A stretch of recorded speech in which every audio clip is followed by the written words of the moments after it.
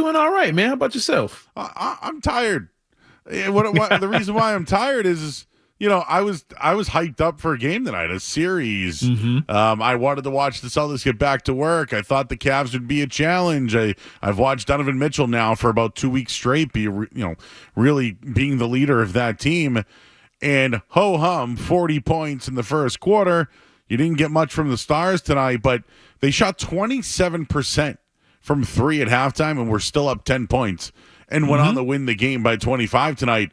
So I say snoozer because, well, in reality, that's why they were the number one seed, why they're the best team in the league, and this is the opponent you get off a 7-game series. Yeah, I mean, this is what happens when you put together a team with this much talent on both ends of the floor, and when they're locked in and engaged in playing hard for a full 48 minutes. This is the results. This is the results we've seen all season from this team. I think every team they faced, except outside of Denver, caught an L like this. I mean, this is what happens. And if they really have it going, which they really didn't tonight, but when they're close to themselves, this is what happens. You get blown out. And I've said many times before, they're good enough now to withstand an okay night from Jason Tatum. They can, like you said, shoot 20-something% in the half from three and still hold the lead. I was yelling at the TV when they were up 15, like they were down 15. But this is who they are. This is who they've been all season. And for those just catching on, I don't know where you've been, but this is what you expect from this team. So the one thing I like about the playoffs, Saron, is I'm one game at a time. Like yes. I that's how I roll. Especially doing you were here last year. It's one game. And you know how I'm telling you I'm tired because it was a snooze fest? I was really hyped up, man. And they're just better than the Cavs. I tried to respect the Cavs. I think they do as well. So this is what I mean about the next game now. They've won tonight. They look great. Yep. But I hope they don't snooze now because they think they can just show up and beat Cleveland. So I expected a little bit more tonight, but Cleveland is what they were, a team off a 7-game series, tired, and got beat on the road by 25 points. Yeah, and the thing for them, they're in the same position the Celtics were last season, whereas you shouldn't have went that far in the first round to begin with. So now you're stuck in this every other night, thing where you can't get out of it. You can't get rest. You can't get healthy. They would love to get Allen back, but they're right back at it in 2 days. So when they talk about he can't even raise his arms up. So they're in a tough spot where they never can really recover. Whereas the Celtics, with a big lead, it was able to sit some guys a little bit in the fourth, take some guys out, bring some guys in. Guys got a little burn. They were after coming off a good rest. But you go into it the next game thinking, okay, maybe Jaylen Brown won't shoot 75% from the floor. Maybe Derek White cools off a little bit. And maybe Garland gets it going and these other guys get going. But it's a lot of ifs and maybes when you're in this situation. And here's the thing, which I really don't like. All of a sudden now you look up and down social media, the Cavs are trash. They were a trash team. This team didn't belong on the floor with them, whatever. They won like 49 games, and that's with Mitchell missing 30 of them. They still won 49 games. The Dallas Mavericks with Luka and Kyrie won one more game than the Cavs did. The Thunder and the Lakers, they're in the same class as all those teams. But if Mitchell was healthy, this team probably wins 55 games easily if he's there for 25 more games or whatever it was. So they're not a bad team. This is a good team. Orlando was a decent team. These are good defensive teams. But this is what happens when the Celtics play good basketball. They make good teams look bad, and we sit here and question if the other team belongs on the court with them. And I got news for you. If they get out of this, I don't want to look ahead that far, but it could be a similar situation with the Knicks, the Pacers, and anybody really short of Denver and a hot Minnesota team right now. So you got to give the Celtics credit for being that much better than everybody else. All right, so this is one that just came over that, I'm wondering if the way we should spin it, or at least I might do, but the Celtics won another game, a postseason game, by 20-plus points. It's the fourth time they've done it this postseason, right? Mm-hmm. So it tied the franchise record for a single playoff, but they've played 6 games. They played So, six. so they've had really what? One loss where they got completely outplayed and no-showed. Mm-hmm. The rest of them were front-running, as I call it, blowouts. And in 6 games, they've won by 20 or more 4 times. Like, to me, that is dominating the playoffs. Yeah, I mean, this is what you do. This is we've sat here and others have sat here and said this could be one of the better Celtics teams we've ever seen. And they're smoking teams early in the playoffs. Like you said, they've already got tied the record for most blowouts already, and you've only been playing the playoffs for 2 weeks or whatever it is. But the thing is, they're not the only Celtic team that was a number 1 seed playing against bad 8 seeds. I mean, teams are usually they're playing back at this is play-in. Usually number 1s were playing teams that were winning like 35 games. Yep. You know, I mean, this year you play the Heat and you play the Cavs. I'm not sure what the Heat final record was, but the Cavs were, like I said, 48, 49 wins. These are good teams. The 08 team played the Hawks, I think it was. I don't know what their record was. They was a pretty decent team. They struggled to beat those teams. They didn't have any blowout games except for the one game against the Lakers. But usually number 1 teams are playing bad teams. This ain't the first time in NBA history a 1 seed's playing a bad team. But they're making these teams look so bad that you're questioning the other team and their how they're put together, or you're finding, oh, this guy's hurt, that guy might be banged up, whatever. The Celtics are short an all-star level center right now. They still don't have Porzingis.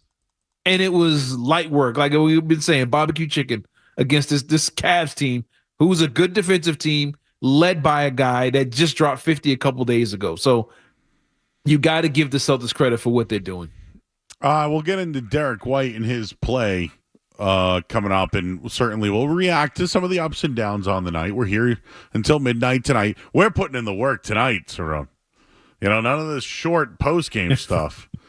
We're dressing it up. We're putting our hard hats on at 617-779-0985. We got some callers, and I've already read a few tweets. So the one thing I'm noticing of late, Saron, whether it's Bruins or Celtics talk, like they could win a game 7 in like a tremendous fashion, but people still are like don't believe in the team or they're negative.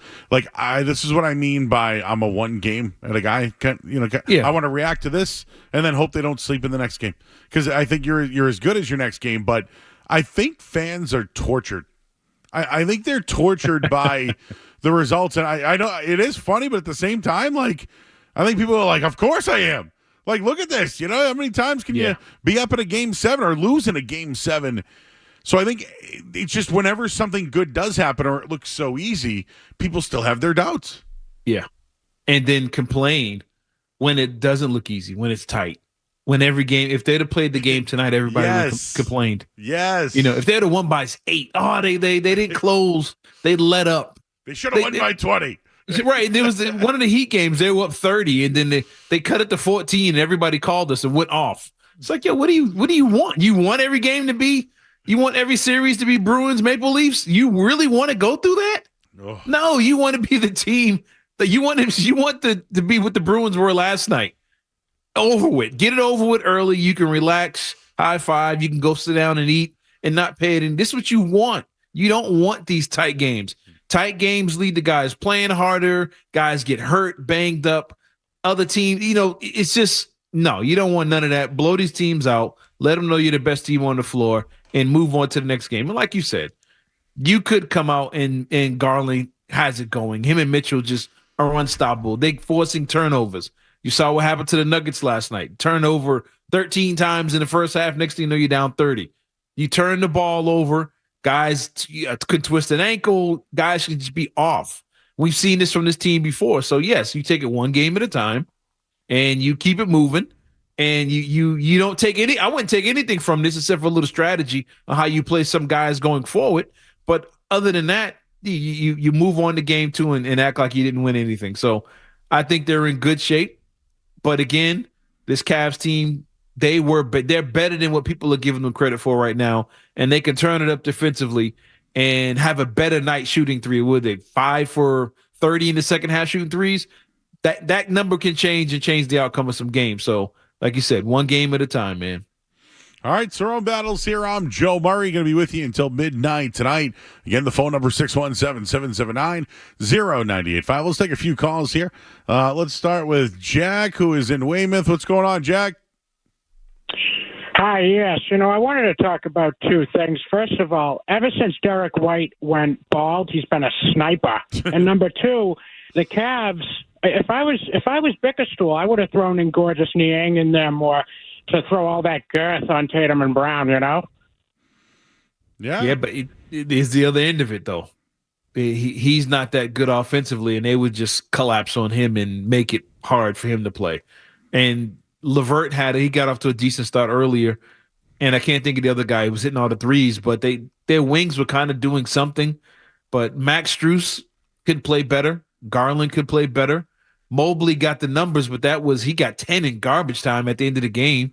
So, I mean, there's only so much strategy you can do when you're looking at a team that has 4 guys who've been all-stars and all-NBA players, and possibly 5 with Derek White's your 5th guy. What do you do? And then Peyton Pritchard comes off the bench. He's hitting at the buzzer. I mean, what do you there's only so much coaching you can do to where you look at the talent and be like, you know what, man? We just got to hope they miss and we make everything. That's the only real strategy they have at this point right now. Yeah, it's my developing take about the Celtics. And you kind of hinted towards it earlier that if other guys have big games, White, who knows, Hauser, I'm using the Holiday, right? Like right now, I do think that Jason Tatum's struggling a little bit, and I don't mean it as he's in a slump or I don't know if it's a wrist thing. I don't know if he's just, bad matchups. He's struggling. The team has picked him up. And so again, people will criticize Tatum for his game tonight, but I'm now starting to think that I'm actually starting to feel that this team really is so good 1 through 6 that it really does come down to who's the hot shooter that night or who has the best matchup. I think that a lot the chronicle is, or the narrative as people like to call it, is that they're just a 3-point shooting team. And I think if they shoot well, they start to find other ways where other guys having a hot night and they go with it. And some guys know when to be facilitators. I think the coach at times does have to get involved and really kind of find the right matchup. But overall, they're literally gonna run through the playoffs. If they play this type of basketball, making the extra pass, that kind of thing, you got a big night from Jaylen Brown tonight, 32 points. But to sit here and criticize Tatum, he's somewhat of a decoy to help other guys. It's just he's a different guy, a different night, man. Now, and I think they can really win this way. Is really the long way of saying that. Yeah, he's just chilling. It was a lot tonight. You've seen even in the Heat series. How many times have you seen Tatum sprinting? Or like really breaking a sweat and trying to kill himself to get a bucket. I mean, it's okay. I'm gonna post this dude up. If the double don't come, I'm gonna shoot this fade. Oh, if it does come, I'm gonna make the pass. I'm gonna cut to the basket, get a layup or a dunk. He had a few of those tonight. If they don't play me on this 3, I'm gonna take the step back here or there. It's nothing aggressive, and he's not forcing it. He's not taking 30 shots or nothing crazy like that. But one thing he's been so far, he's been their best rebounder. He's been the best rebounder in the Heat series. He was the best rebounder on the floor tonight. He had 18, 11, 3 blocks, 5 assists, and a couple steals. And it's like, hey, he's got to be better than that. What do you mean? His teammates were on fire. Would you rather him trying to jack up more or play the way he did, played in the system of the game, the flow of the game, get to the foul line, get other guys going, find the shooters, and like you said, be the decoy. He's always going to draw either the best defender or he's going to draw a kind of a double team where they're waiting to trap him.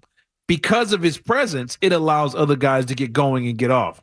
And that's been the formula they're following. And if teams want to keep playing him like that and playing him this way, I'm pretty sure he's happy getting 18 and 19 as long as he's on the rolling rally come June. I don't think it matters to him. The rolling rally. I haven't heard that one in a long time. We about do, man. We about do. The mayor. The Mayor Menino of Hyde Park Roll and rally. The roll and rally. Wow, I have not heard that in so long. Not like that, like erased from like Men in Black, like erased from my brain.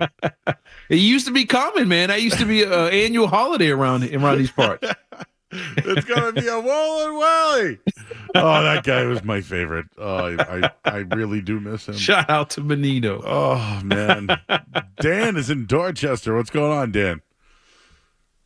Hey, what's happening? How you doing? How you doing?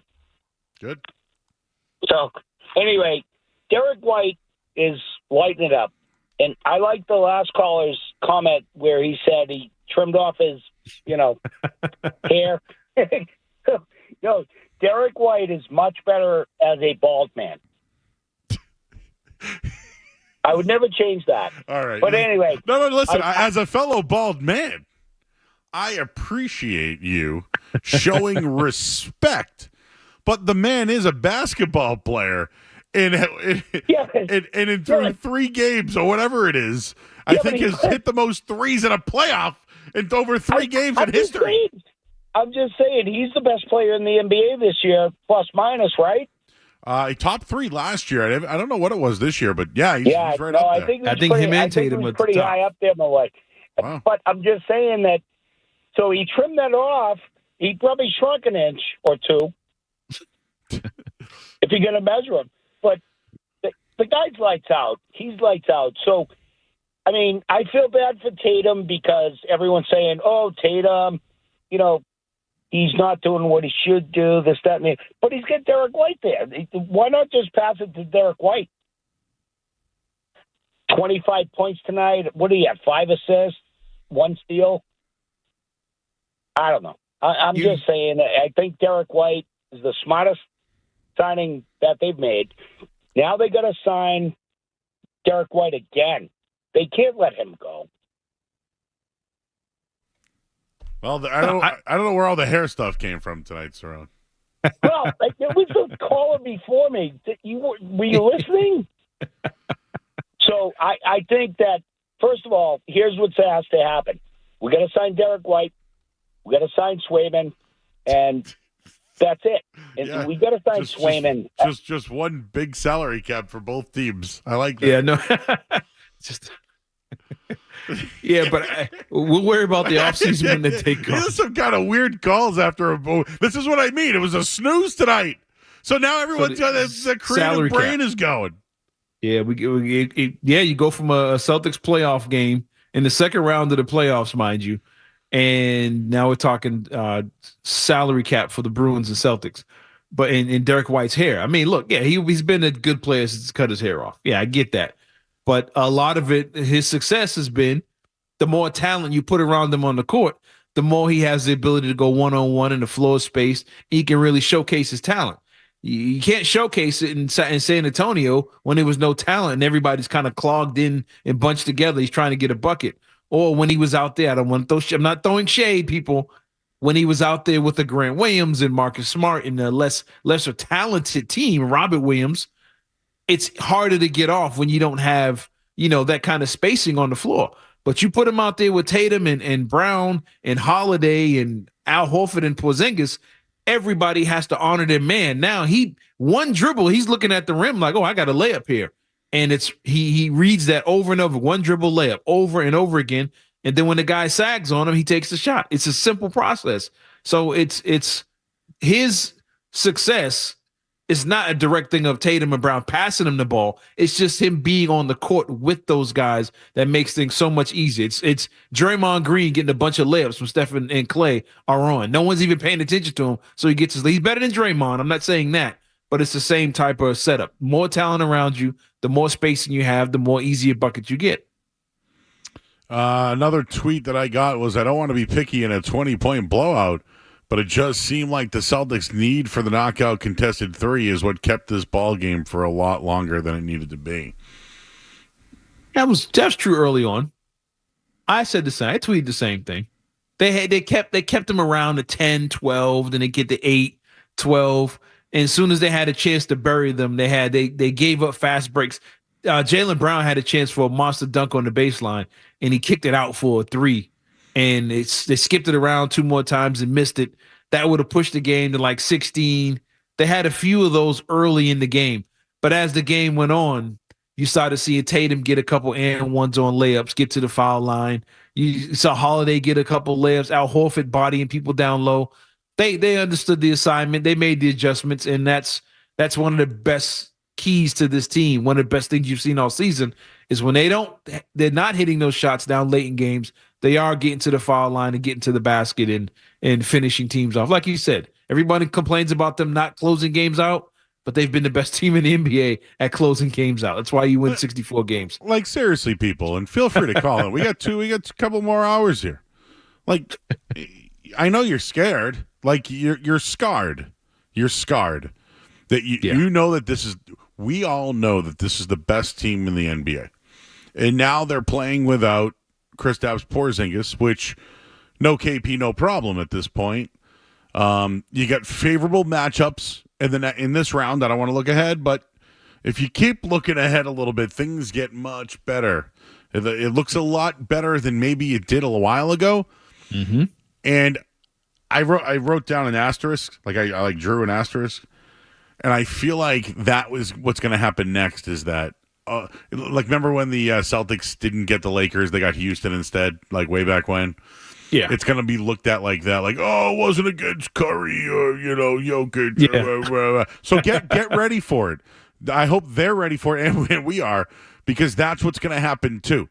Oh, well, they did it against the tomato can and blah. But you mentioned, those are good, like high record win total teams. So, like, I don't know, to kind of look at it and say asterisk, I think you're just nitpicking way too much. Yeah, you are. And look, the reason you play 82 games to get the number one seed is to get the easiest path to the championship. That's the reward. Same as college basketball. You play all year to be number one out of 64 teams, so you get the easiest path. That's how Duke and UNC and Kentucky have so many championships, is because of their regular season success gave them the easiest path. The Bulls winning 6 championships had the easiest path. Your Celtics, the 17 championships, probably had the 17 easiest paths you've seen in the history of the game. This is what happens when you have great regular seasons. Your reward is you get an easier schedule. But again, the Cavs won 48, 49 games or whatever it is, and their star player missed 20 plus, 25 plus games. They're better than they look tonight, but the Celtics are that good. They make everybody look bad. So go in and get comfortable, get used to that. I mean, it is what it is. Are we going to say the Minnesota's got a tomato can schedule because they blew out the Nuggets back to back? No, they just making them look bad. They might be that much better. They might just be a good team. Sometimes you just have to give teams credit. All right, Surround Battle. I'm Joe Murray. We're here tonight until midnight. If you're coming home from the game, you want to react to the game, you want to find something to complain about regarding the Celtics, any of that, feel free to do that here right now. We're going to take a quick look at the headlines. Oh, and by the way, Skaz, who's with us tonight, did write an article about why the regular season matters. So if you want to go back and read that one, it shows that having the number one seed and, potentially an upset and then getting this team at home, all those things are working in the Celtics' favor, yet people are still afraid. All right, we'll hit the headlines here. We'll have more with Surround Battle. I'm Joe Murray here on 98.5 The Sports Hub. WBC-FM HD1 bus from the Town Fair Tire Studio, the home of the Bruins, Patriots, Reds, and Celtics. Come on, Maxey, step back, 3 is good! Boston's home for sports is 98.5 The Sports Hub, the Beasley Media Group station. Sports Hub headlines.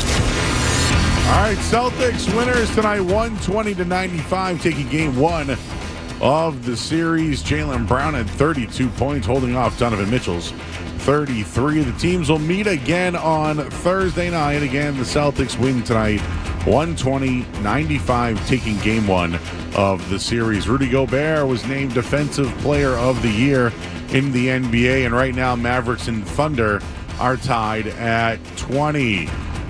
Overtime between the Rangers and Hurricanes right now.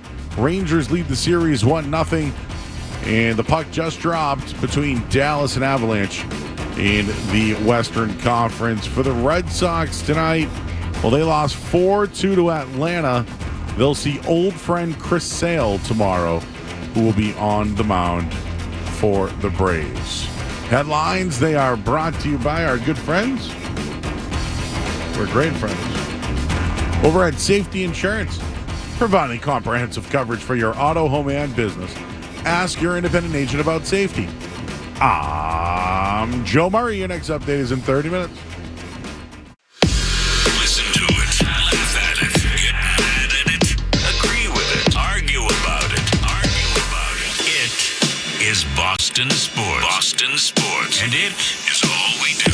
98.5, the Sports Hub. Derek White turns, nasty step back on Maryland. He drills another one.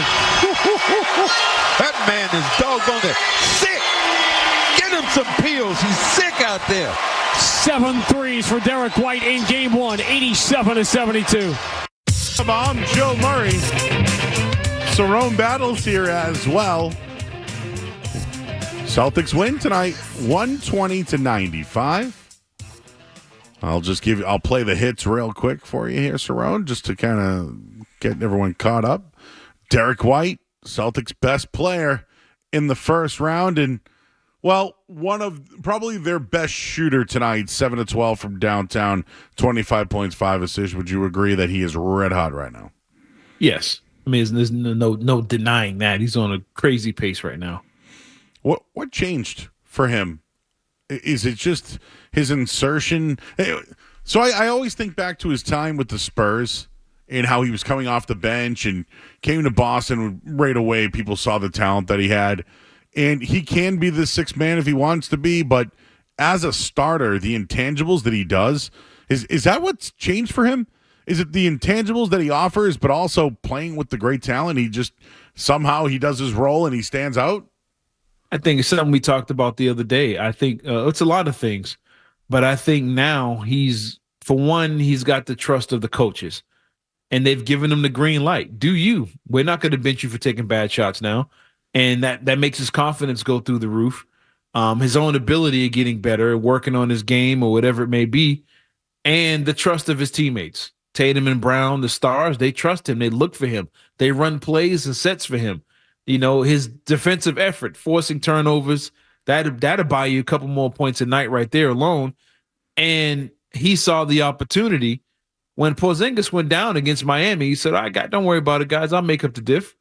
And since that moment, he's been, cooking. And opportunity gets more shots, there's more shot attempts for him. If Porzingis were there, he might be getting a few less shots, but they all trusted him. And you've seen it growing all season. And you see playoffs started and he's ready to go. Like, all right, my goal now is to win a championship. Let's go. We gonna ball now. And he's playing on another gear, another level. And he also has the matchups. Mm-hmm. Miami had nothing for him. Cleveland's got nothing for him. So the Celtics, to their credit, they finding him. They're looking for him. You working the matchup. These are things we've been screaming for this team to do for years and reasons why they couldn't get over the top. Now they're doing it, picking on teams. And like we just said, and everybody's complaining because they're blowing them out because of it. It makes no sense to me, but yeah, I mean, he's done everything right, and they've done everything right around him to make him feel comfortable and loose.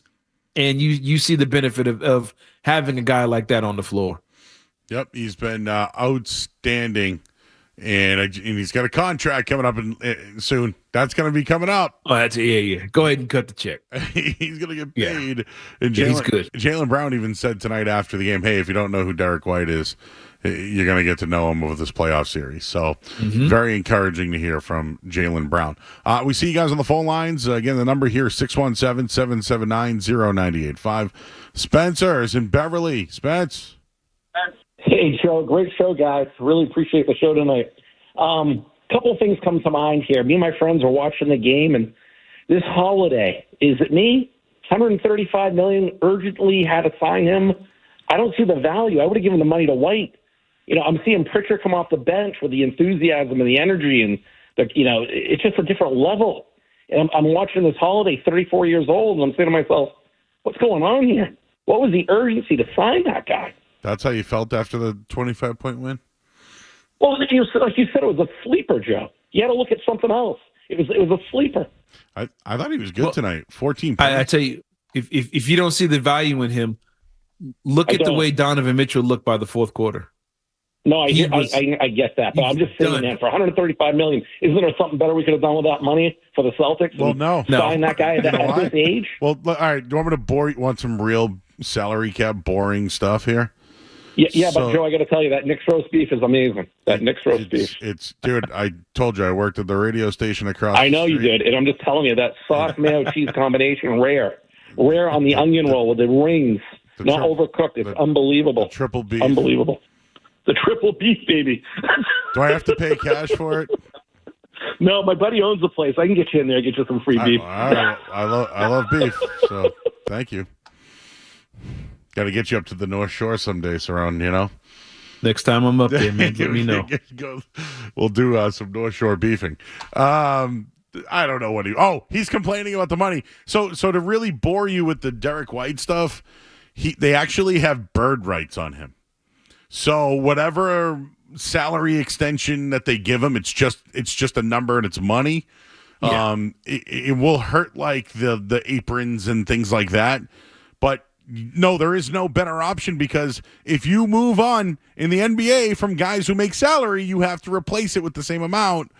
And Exactly. it's just Drew Holiday's the best version of that money that you can have. Plus, he's won a championship.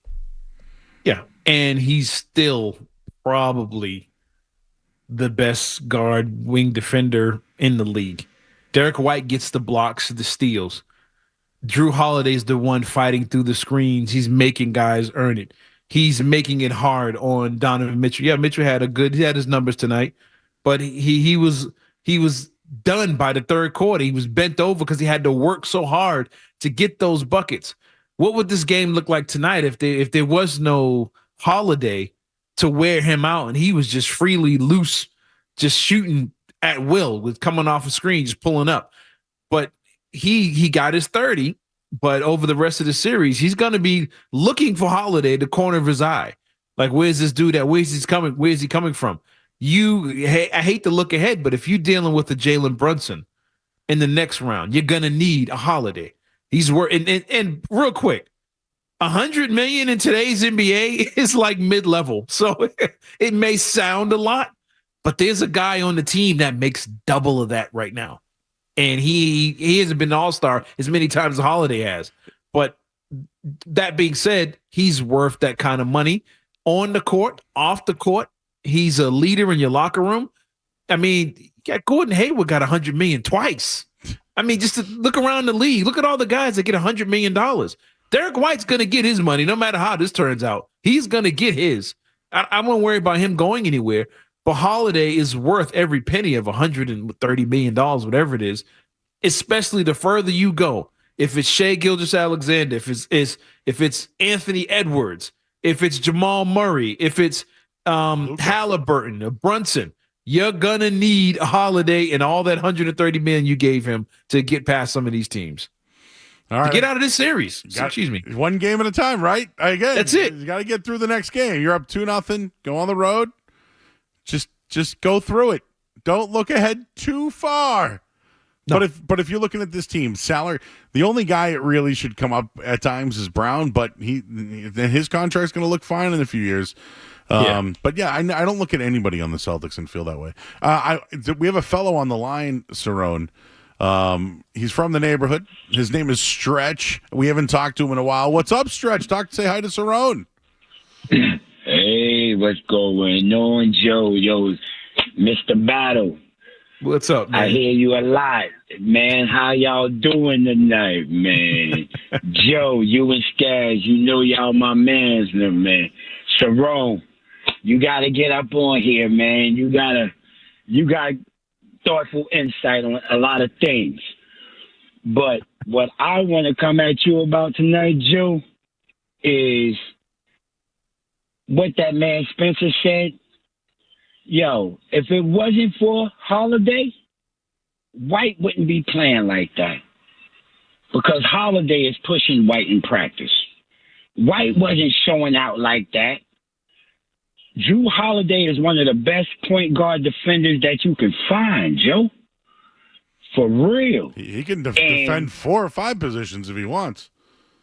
And this is what I'm saying. Look at Derek White. Since Drew Holiday came on, Derek White blocking shots, chasing people down, blocking shots. Man, I'm not even a big Celtic fan, man. I love the Spurs. Derek White wasn't doing that when he was with us. For real. Where you been, Stretch? Yo, where you been? Man, just working. Went out of town, went to Memphis, just relaxing, man. Just enjoying life, Joe. You got it, man. Well, we're here. I ain't forgot you. All right. Well, Cerrone and I are going to be here after every game till midnight. Yo, and I'm calling in because I'm back to work. And don't forget, Joe, man, you got to bet this year. Kowloon. That's right. Cerrone, if you want to get in on it, yeah, you can get in too. I take all money, baby. I take all money. Thanks, I'm letting you know. Appreciate you, Stretch. Yeah, now we're just really going on a tour of the North Shore with you right now, man. Oh, yeah, Stretch. We haven't heard from Stretch in a while, Skaz, and I saw the name. I went, whoa, we got to go to him. You know what? You might be right about that. The Derek White's always been a good defender. Always. Yeah. But yeah, the next level, I agree with that. He has gone an extra level. Yeah, that's a pretty good point by him. Of these guys, iron sharpen irons thing. They play against each other in practice. I'm pretty sure they're bringing it. He's teaching him techniques, things he's learning from me. They're learning from each other, getting pushed by it, and the fact of having him on the court with him. Now I'm free. Okay, he can take the bet. Now I don't have to defend the number one guard on the other team. He can do that. I can save my legs. And on the offensive end, I'm free to run around. He's a good passer. He's going to find me and get me in my spots. So, yeah, that's a great point by him that Holiday's presence, again, goes to the value of his money is more than the box score. Holiday's presence in many ways is affecting the play of the guys around him in a positive way. And you have to get him credit for that and give the Celtics front office and team credit for recognizing that. Say, oh, no, we got to keep him here a little longer. Let's go ahead and take him out, get rid of him. Let's take care of him right now and get this out the way so we're not even dealing with this in a year or two. All right, we've been going straight since post-game. We'll take a quick break. Cerrone Battles here. I'm Joe Murray. We got Skaz as well. We're on YouTube, and we're taking calls until midnight tonight. We'll talk to you guys right after the break. More Joe Murray coming up on the Sports Hub.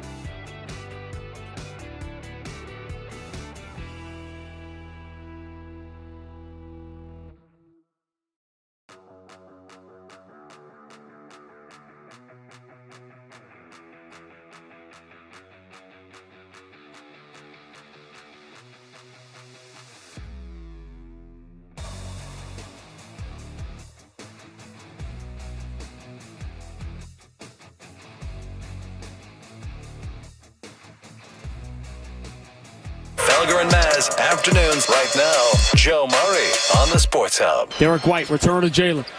Ducks the shoulder, gets in deep, pump fake on Mobley, spins to his right and lays it up and in. That was a tricky move in the paint on Mobley. He didn't think that was going. He had a little bit more mustard on that one as it squirreled over the rim. Jalen's come out smoking here in the Eastern Conference semifinals. Good skies here as well. Whenever I hear that song, Cerrone, it takes me back. You know, he had like the braids, right? And then he was on top of the record company, like rapping to everybody, right? Yeah. That was so cool. Like, I wonder how he like ended up like, hey, I'm shooting my video. Like, can I like do my video on the top of your record store? I thought that was pretty cool. Hey, money talks, man. And then the gin and juice, he had the afro, right? On the on the bike. On the bike. That was cool. Snoop Doggy Dogg, need to get a job. I heard it, and it reminded me of the old days. So Derek White, we've talked about. Big night. People want to talk about the bald head. But how about another guy who had a haircut? His name is Jaylen Brown, 32 points. You know, he's struggled a little bit in the playoffs, but he's been so effective still. Like, I know he had some shooting issues in a couple of the games from outside the restricted area, but overall, like, I don't know if it's because of the relationship with Mitchell, but who's been the better player, Tatum or Brown? It's tough, man. I mean, I was shocked. They showed the graphic on TNT before the game of the total points of the playoffs so far. And they're only separated by like a point each. Brown had like 113, White had like 112, and Tatum was like 110 or something like that. And in my mind, I'm thinking Derek White was way ahead. And then I thought, no, well, Tatum, I mean, Brown had some big games. But, I mean, it's tough. They've all had, they picked their spots. I would say, right, so far, Derek White has probably been the best because he's been the most efficient. And if you factor in the defensive effort he put on Tyler Hero with the block shots and the steals and stuff like that, I would put Derek White number one. And I would go with Brown, especially after the game he had tonight. You know, he had a really big game. He was really efficient. He blocked a couple shots. He set the tone, closed them out late. So I'd give him the edge over Tatum. But again, Tatum has been the best rebounder on the court. He's been probably one of the better paint defenders. He had 3 more blocks tonight. He's still getting his, 18, 19 a game or whatever it is, maybe 20 a game if you add the Heat series. I mean, he's still getting his numbers. But I'd give Jaylen Brown the edge. But right now, Derek White has been the best player for this team. And he's just because he's been so efficient. I mean, it's free throw line, 3-point line, layups. He's making everything. He's still getting the defensive plays. So I would put him number one. But it's close. But all 3 of them are playing really good basketball right now. I give you another guy who's been helping out on the rebounds. His name is Luke Cornett. Huge tonight. He's been playing well with Port. He's man. We've been talking about this all year. He might not be the best player, but he's in the right place at the right time, and he's a part of this thing. He is just a part of the machine, and he just knows where to be all the time. He's such a positive player. He was the most physical big man on the floor. It was times he would grab rebounds and just snatching it away from people, and they had to foul him. He was dominant, and yet he wasn't even trying to really score. He was just out there. He was doing his job. I'm going to get a rebound. I'm going to kick it out. I'm going to do my thing. And blocking shots. He set the tone early. And I think that second unit with him and Tillman and those other guys is the reason things kind of pushed, when they separated themselves from Cleveland. But you got to give Cornett credit the way he stepped in like that. And look, a lot of teams around the league don't have any size like that coming off the bench. Cavs, prime example. They lose Allen. They got nothing else behind them. The Knicks, they just lost Mitchell. They got nothing really coming behind him. A lot of these teams don't have that kind of depth. And having a Cornett and Al Horford and a Tillman, that's a huge rotation for this team going forward and a very important part of this team. And I thought people going to look at the box score and see he didn't score or whatever. He had 2 points. I thought he was huge and one of the key players of this game tonight. And as long as Allen's out, he's going to be one of the key players of the series. All right, we'll go to your calls. Rest all the way here. Let's talk to Joe in Brighton. Hey, Joe. Hey, am I on? You're on. I'm on. All right. Hey, fellas, how's it going? You're Look, on. I just want to make one quick point. I I love the fact, that they shoot threes all the time. But, when they take it to the rack and they throw it at the rim and they throw it in kind of like me on the weekends, I mean, there's nothing more beautiful than that. I'll hang up and hear your thoughts. Hey, I mean, I think they're getting to the free throw line, set the tone early. I think going to the basket, getting to the line. I think at one point in the first half, the Celtics was like 14-3 free throw advantage. And that's getting to the line. Tatum getting to the line tonight. Guys making their free throws. Jaylen Brown got to the line early and often tonight. He made his free throws. To me, when they do that and they're hitting their shots, they're about as unbeatable as you can get. When the Celtics are shooting free throws more than their opponents and they're dominant defensively and hitting their threes, I don't care who you are. You're not beating this team when they're doing all these things. Now, they have to make their free throws, which they did tonight, but I think getting to the basket is something I've been screaming a lot with this team, but I think it's a key to their success. And when they do it, man, it's beautiful to watch and it's impossible to beat. So keep it up, and I want to see them do it for the rest of this series going forward. Sandy's leaving the game. Hi, Sandy. Hi guys. How are you? Yeah, just leaving the game on to New Hampshire. But yes, I agree with everything you're saying as far as White is doing awesome, and Brown is always doing great. Hey, what was the crowd like? What was the crowd like tonight there? Crazy. Oh my God, it was crazy. Crazy? Like it was just a big blowout and everybody was cheering all night? Yeah, I mean, the people I was with, oh my God, they were screaming constantly. So my throat is like sore because I was trying to be loud, other than them. But thanks, Sandy. Appreciate it. You know when you're driving on the road and they have those lines, Saron, that like they're there to like wake you up? I thought I heard one of those when she was calling, so I wanted to make sure everybody was safe. I heard a and that's when you might be a little close on the highway there to the right. Yeah, good call, man. You don't want to hear.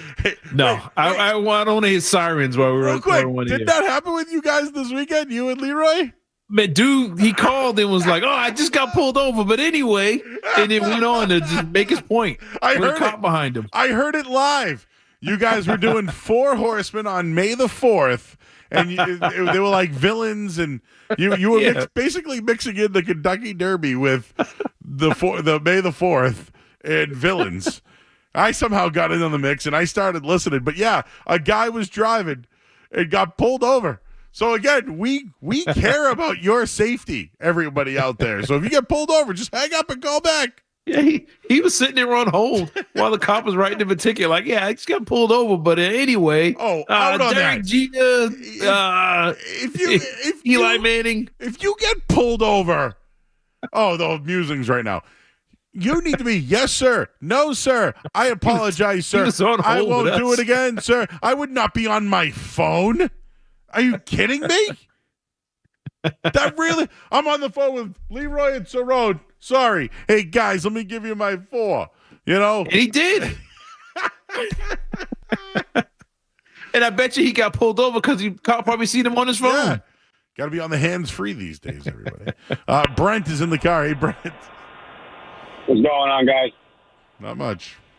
So I just came back from the game, so I'm on my way back to Florida, man. Like, Derek White, if he keeps on doing what he's doing, like, I can see him being the Finals MVP if we get it that far. I'm not trying to look too far ahead, but the way he's playing, when Tatum had like a soft night, not shooting 3 well, Derek White steps up every single time, man. The guy's a number 2 scorer on that team when the Stars are having bad nights, man. Like, the crowd was chanting his name after 3-pointers, man. The crowd was going crazy at the Garden, man. Like, I just want him to keep on that energy and keep the ball moving. All righty. Soren, I got one for you on the other side here. Just to have a little fun.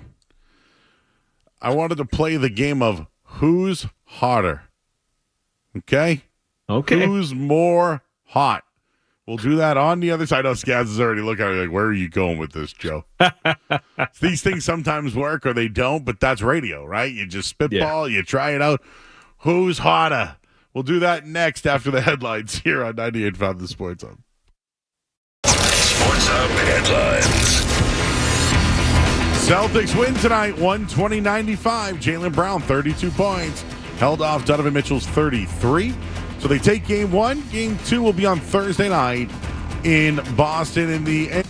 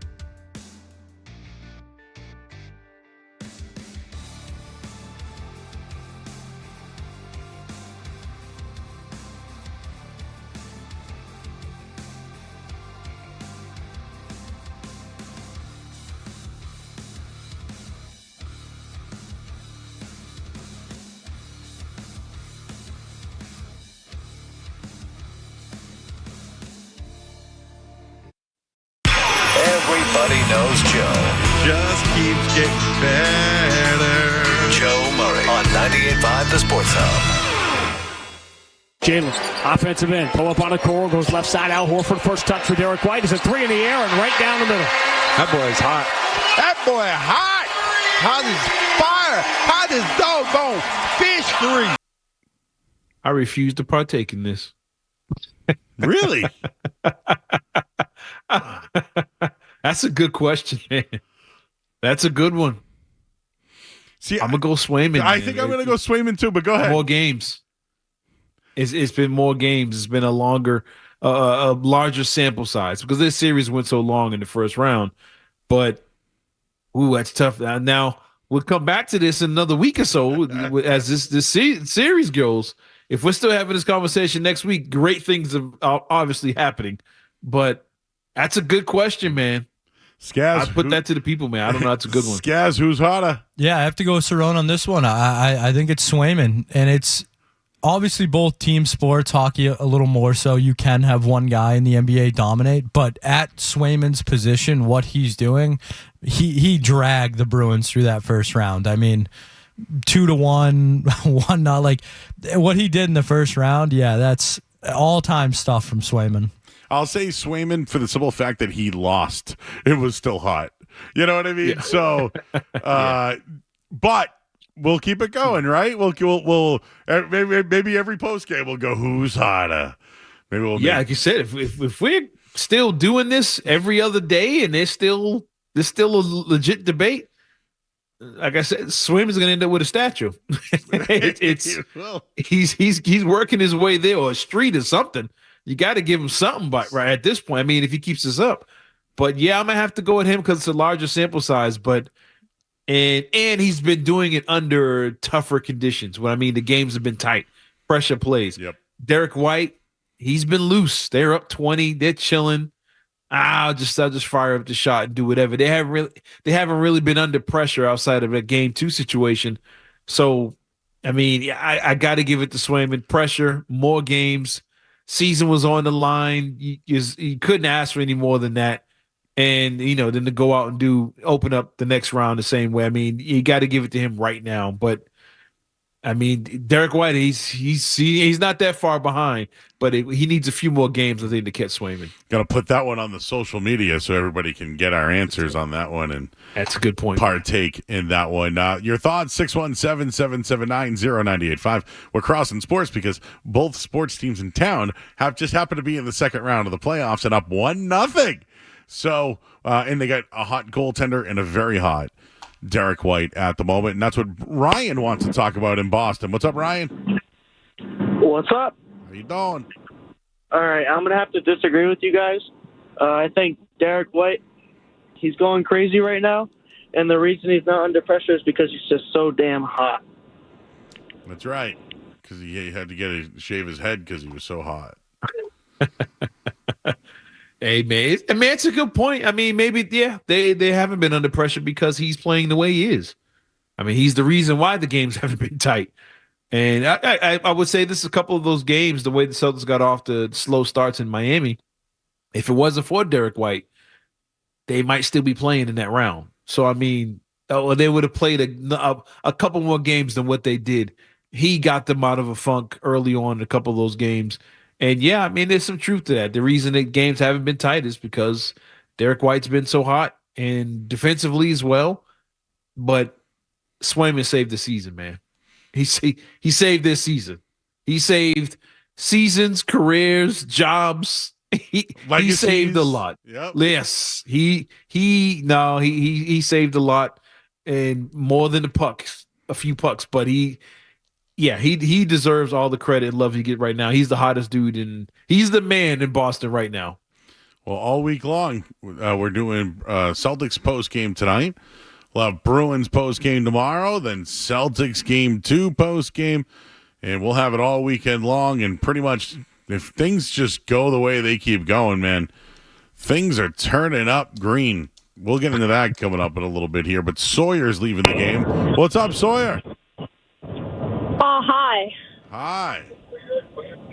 What you guys up to?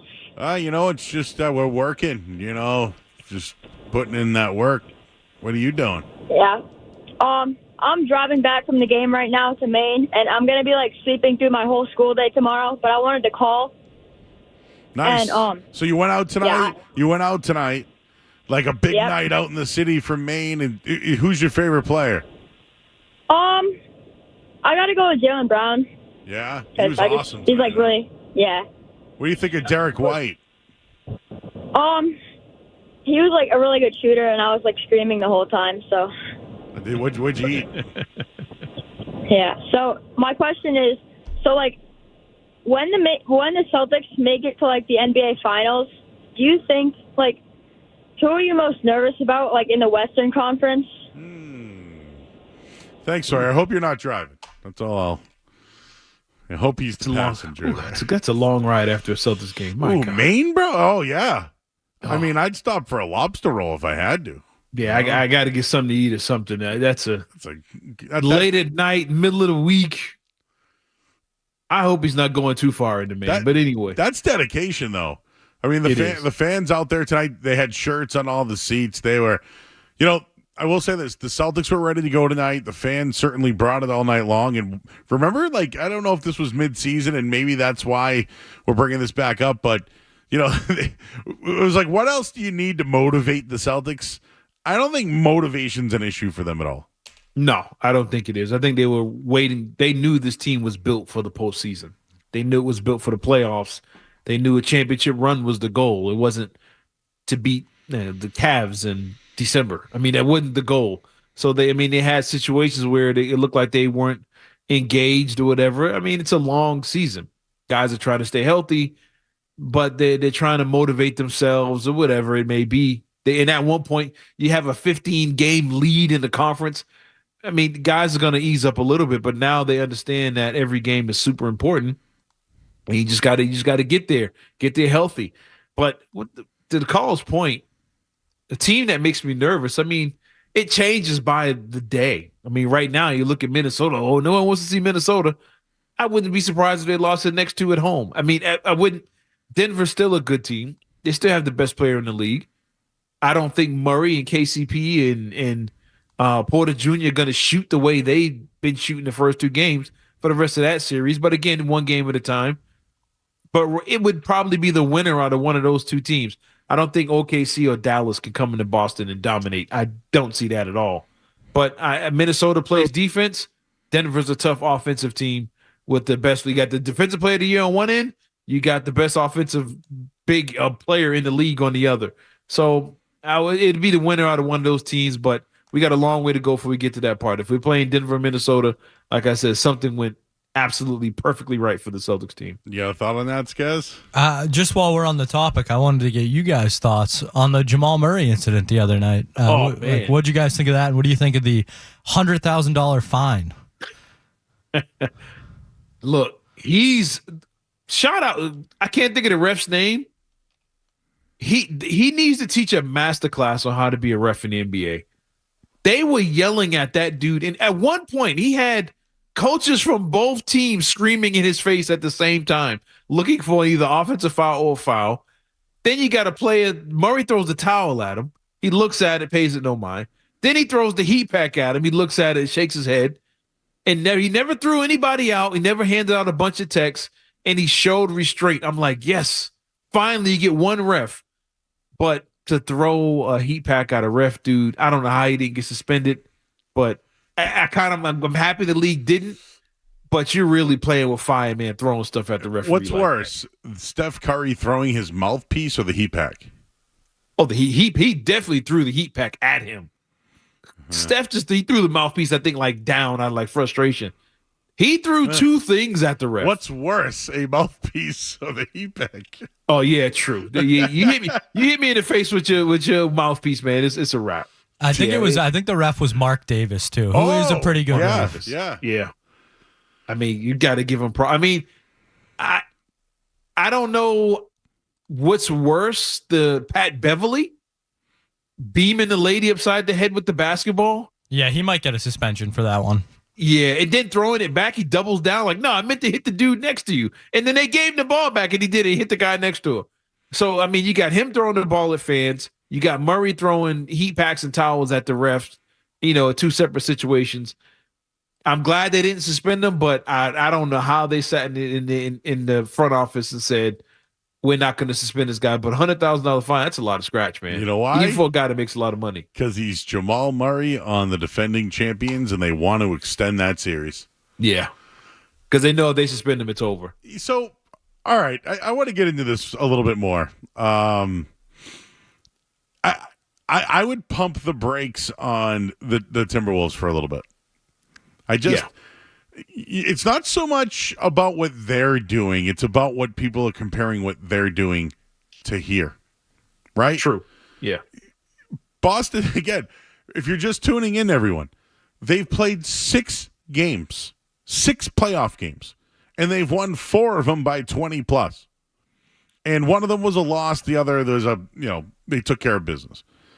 So, I mean, they just literally blew out the Cavs, which, the Cavs, is this a scheduled loss for them?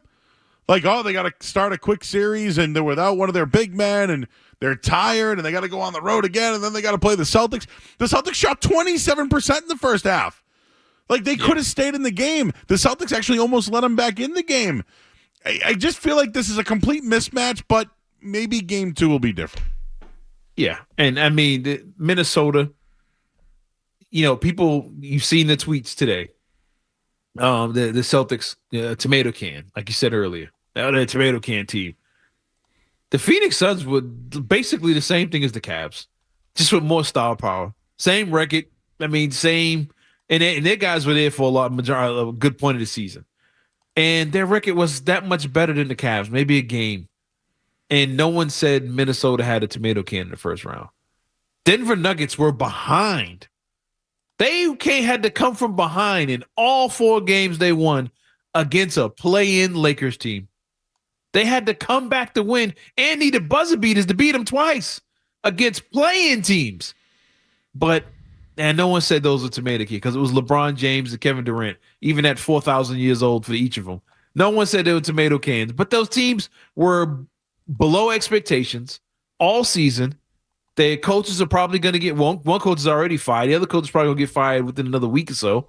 They've been underachieving teams all season, but nobody said Minnesota or Denver played tomato cans. But now the Celtics, Miami's tomato can. The Cavs are terrible. It's like, you see, Donovan Mitchell is as good as Anthony Edwards. I'm sorry. I hate to break the news to people who don't watch. He doesn't get the same attention. Donovan Mitchell is more likely to drop a 50 burger on you than Anthony Edwards is. He just doesn't have Rudy Gobert and Karl Anthony Towns on his side. But that being said, they've played the same level of teams, and Boston has looked far more superior than Minnesota has so far this season. All righty, Cerrone Battle. I'm Joe Murray. We get Skaz here as well. And, Dan Shaughnessy, my good friend, who's tweets every once in a while. I know he's been getting back up to health. Tweeted something out regarding something you may have just said there, Cerrone. So we'll share that coming up on the other side. I'm Joe Murray. You're listening to 98.5 The Sports Hub. You're listening to Joe Murray on 98.5. You're listening to Joe Murray on 98.5 The Sports.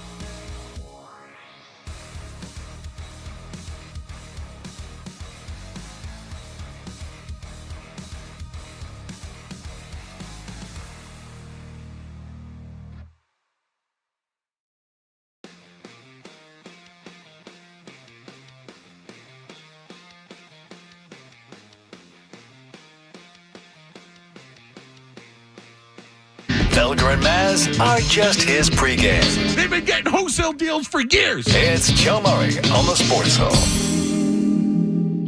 I'm looking at what I'm looking at.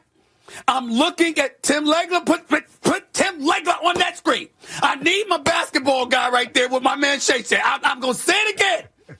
I'm looking at Anthony Edwards. I'm not saying he's Jordan. Nobody's comparing, like, he's got a lot to prove.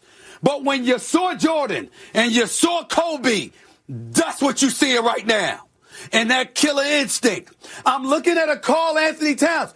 The brother was averaging 19. He dropping 27. He's sitting there shooting threes and posing. But Jamal Murray tried to elbow me, pulling up from the right corner, then looking at him, getting stuff thrown on the court that he damn near tripped over and still draining more threes. I'm watching Naz Reid. I'm watching Alexander Walker. I'm watching the leadership of Conley. I'm watching a coach with a cracked patella on crutches, okay, with his assistant running the damn show. And these brothers are just putting it on, folks.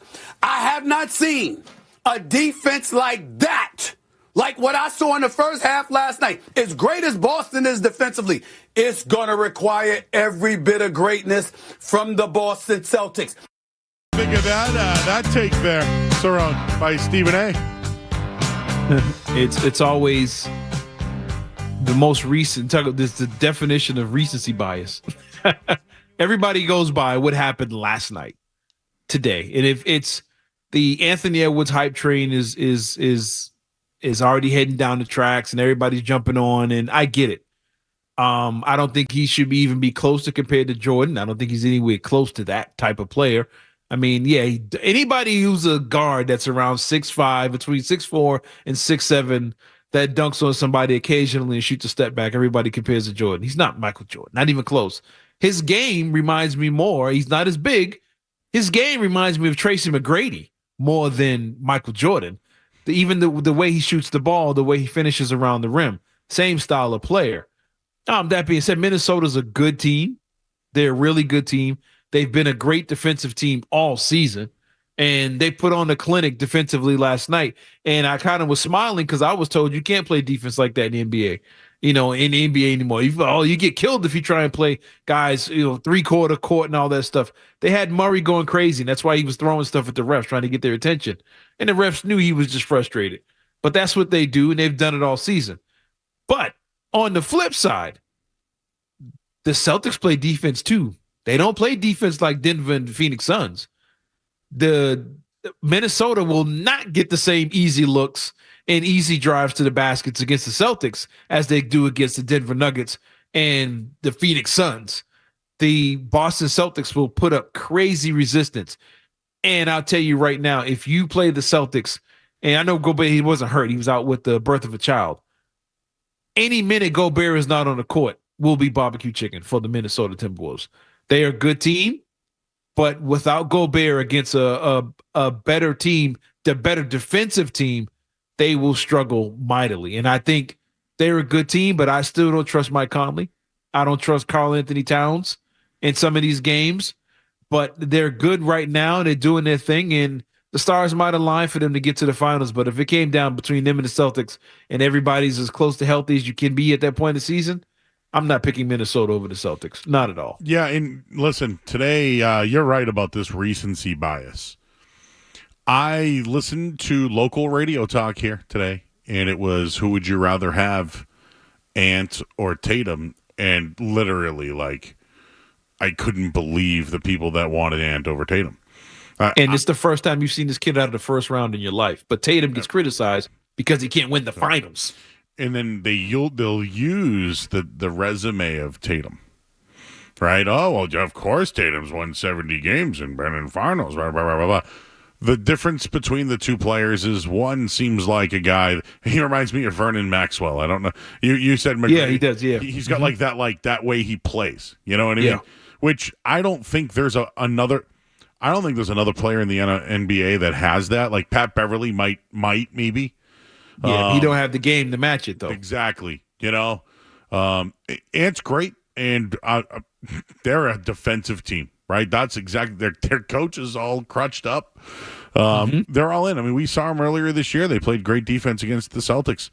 I just wouldn't go far by comparing what Ant's doing now.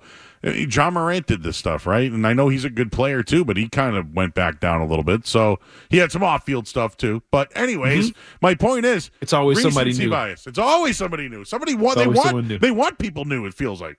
Yeah, they're reaching for the new guy. I mean, he's fun to watch. He's exciting. The kids love him. But I mean, his playoff resume right now was literally 5 games. That's what you've seen. They played Denver last year and got destroyed in 5. I mean, he's a good player. He has his ups and downs. He had a great series against Phoenix, but leading into that series all season, I think he averaged like 13 a game against the Suns. He struggled all season, and then he had it going late against that team. He got hot and took off, but it's one of those things. You see Tatum all the time. You see the down games, you see the up games. I mean, you don't see you remember the down games and kind of ignore the games where he's averaging, getting his 30 a night. But Anthony Edwards he's exciting. He's in the media a lot. He's the cool flavor of the month right now. But if you think they're good, you're not watching the Celtics team, and you haven't been paying attention to them all year. As good as they've been, they still were 7 games worse than the Celtics team were. They lost when they came to the Garden last time they played. I mean, they took overtime to beat them earlier in the season, I believe, in Minnesota. But I think over a 7-game series, I'm still taking the Celtics. I'm still taking Tatum. I've seen more from Tatum. His resume's way longer. He's had way bigger playoff. He's had his 50-point playoff games.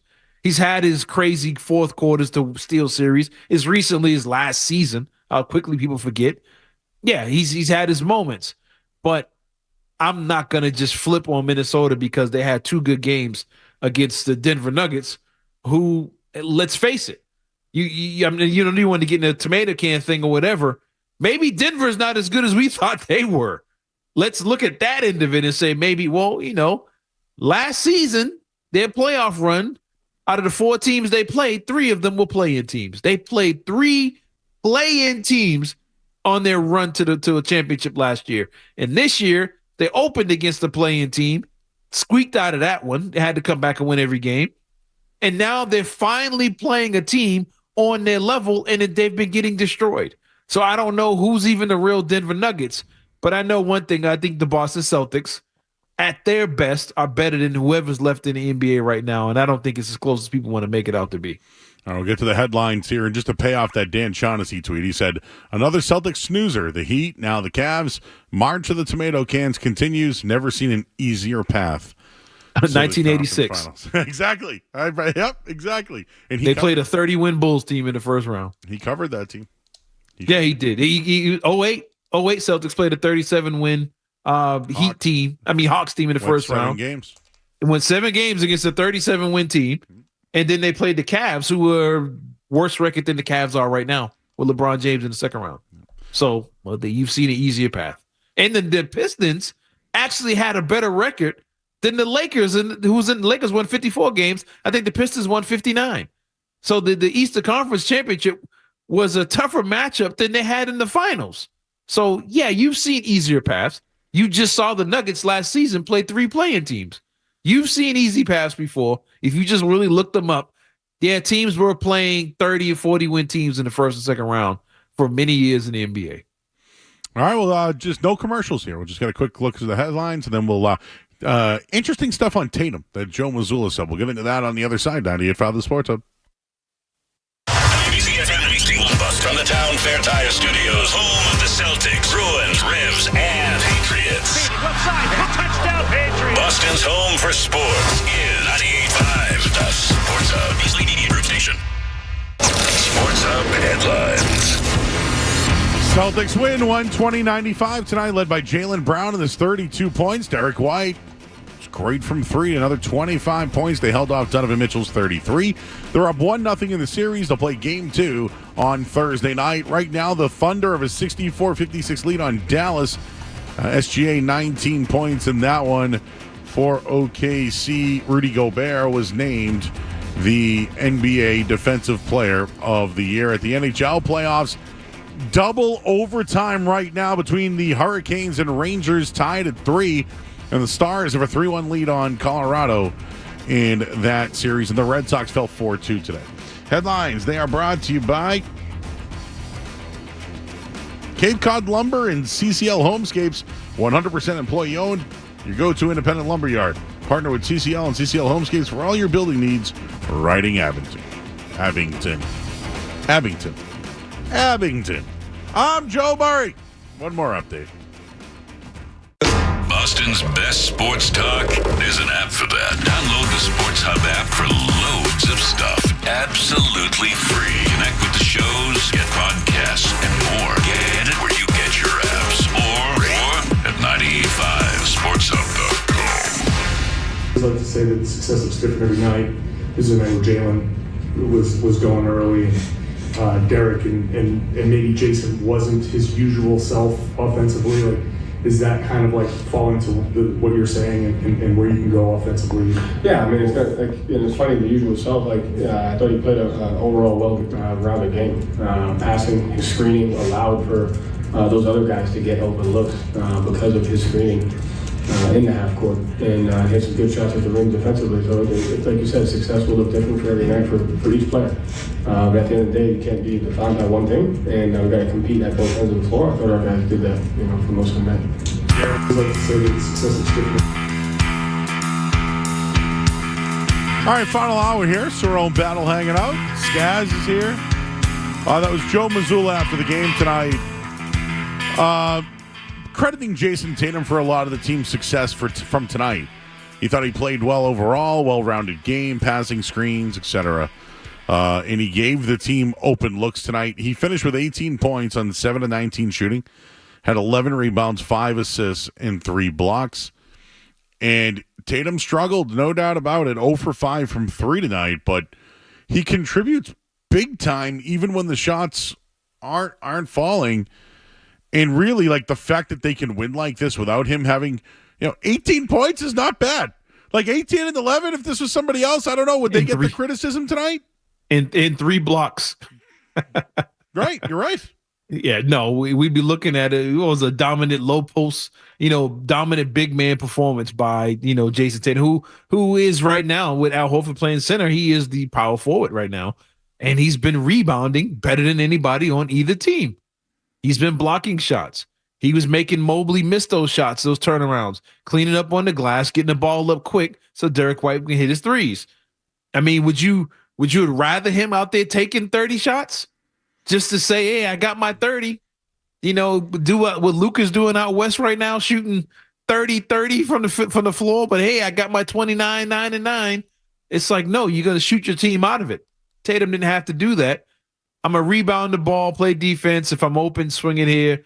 If I got the layup, give it to me. But I'm not going to force the issue, and that's something he's not doing. It doesn't really have to do. And if this Tatum is what it takes to win a championship, I'll take it over the guy getting 50 and losing to the Nets in the first round. I want this. That's Tatum. what he was doing before. I want this Tatum. And after the game tonight, Tatum talked about the work that Jaylen Brown every day is putting in, getting better.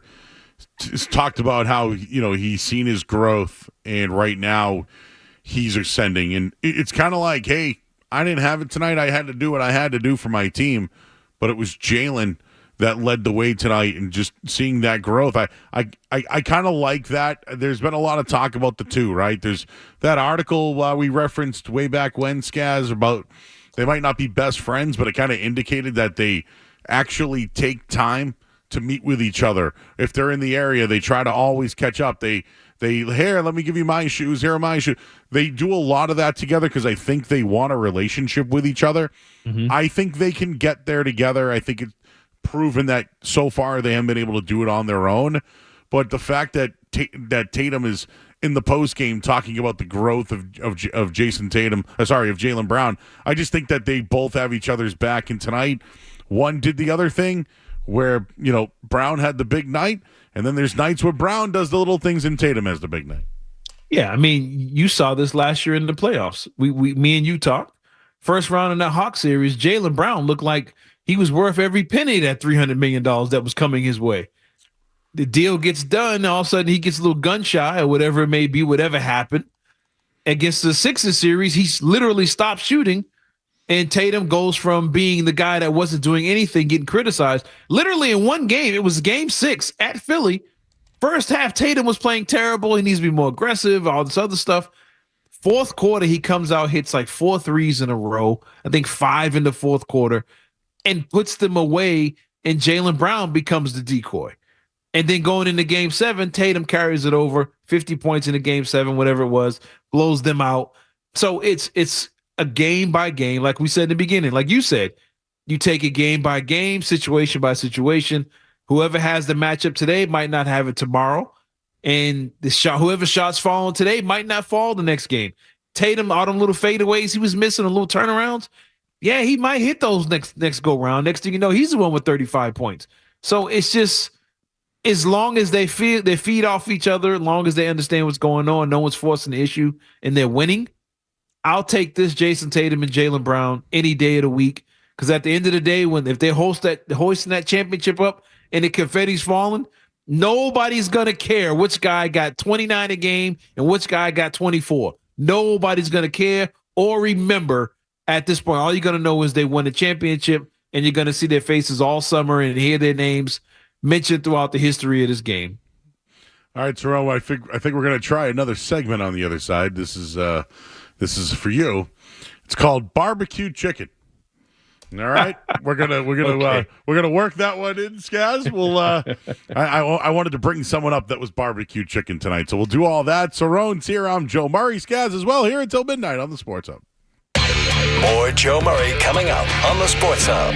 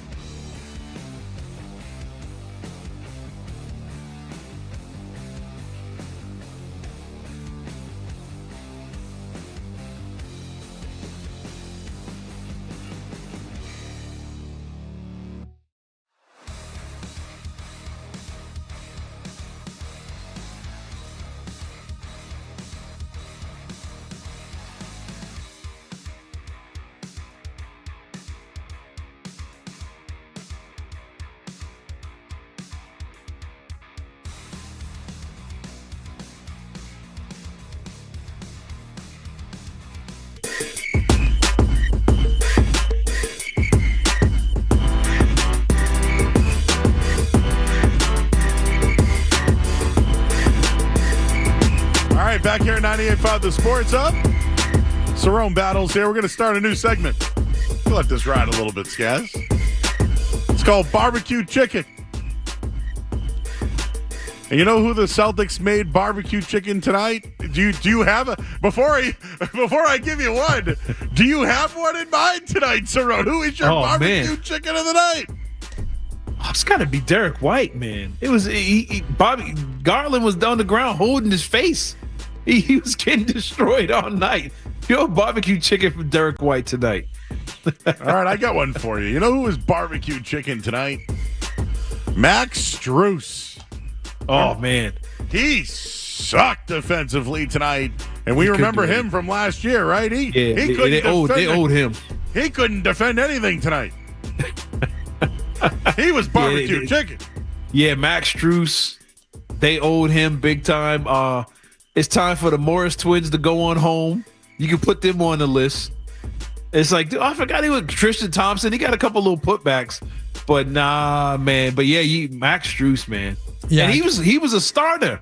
And you really didn't see him. To Cerrone's point, I can't believe in the year 2024 we're still watching Tristan Thompson play playoff minutes for the Cavs. Exactly. Anybody barbecue chicken for you tonight, Skez?